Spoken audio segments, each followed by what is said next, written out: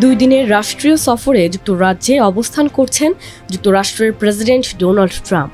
সফরের প্রথম দিনই তাকে দেওয়া হয়েছে এক ব্যতিক্রমী রাজকীয় সংবর্ধনা, যা সাম্প্রতিক ইতিহাসে স্মরণকালের সবচেয়ে জাঁকজমকপূর্ণ বলে বিবেচনা করা হচ্ছে।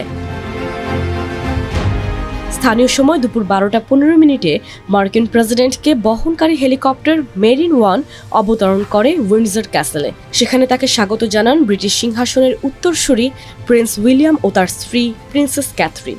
এরপর রাজপ্রাসাদে রাজা তৃতীয় চার্লস ও রানী ক্যামিলা রাষ্ট্রীয়ভাবে ট্রাম্প ও ফার্স্ট লেডি মেলানিয়া ট্রাম্পকে অভ্যর্থনা জানান। সতর্কতায় ভরা তবু বর্ণাঢ্য আয়োজনে অংশ নেয় 1300 সদস্যের সামরিক বাহিনী এবং প্রায় 120টি অশ্বারোহী বাহিনী। তোপধ্বনির মাধ্যমে রাষ্ট্রীয় মর্যাদা প্রদান করা হয়। প্রথম বিশ্বযুদ্ধের কামান থেকে একযোগে 41 বার তোপধ্বনি করা হয় উইন্ডসর ক্যাসেলে, যা লন্ডনের টাওয়ার অফ লন্ডন থেকেও প্রতিধ্বনিত হয়। বিশ্লেষকদের মতে এ সফর নানা দিক থেকে ব্যতিক্রমী, কারণ এর আগে কোনো মার্কিন প্রেসিডেন্ট দ্বিতীয়বার রাষ্ট্রীয় সফরে যুক্তরাজ্যে যাননি। ট্রাম্প প্রথমবার যুক্তরাজ্যে রাষ্ট্রীয় সফরে গিয়েছিলেন 2019 সালে। ব্রিটিশ সরকারের এই ব্যতিক্রমী আয়োজনকে রাজনৈতিক কৌশল হিসেবেই দেখছেন অনেকে। চলমান আন্তর্জাতিক সংকট এবং ইউক্রেন রাশিয়া যুদ্ধের প্রেক্ষাপটে যুক্তরাষ্ট্রের সঙ্গে সম্পর্ক দৃঢ় করতেই লন্ডন এমন আয়োজন করেছে বলে মনে করছেন বিশ্লেষকরা।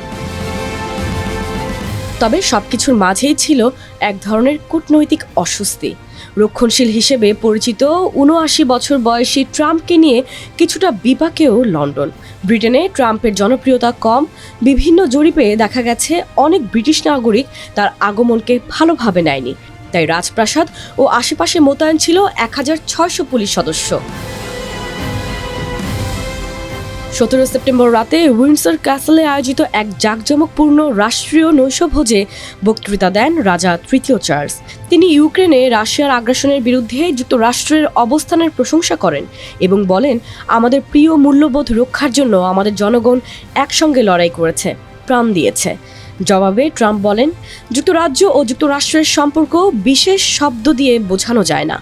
তিনি দুই দেশের মধ্যে ঐতিহাসিক, সাংস্কৃতিক ও সামরিক সম্পর্কের গভীরতার কথা উল্লেখ করেন। নৈশভোজে আমন্ত্রিত ছিলেন প্রায় 160 জন অতিথি, যাদের মধ্যে কূটনীতিক, রাজপরিবারের সদস্য এবং উচ্চপদস্থ কর্মকর্তা ছিলেন।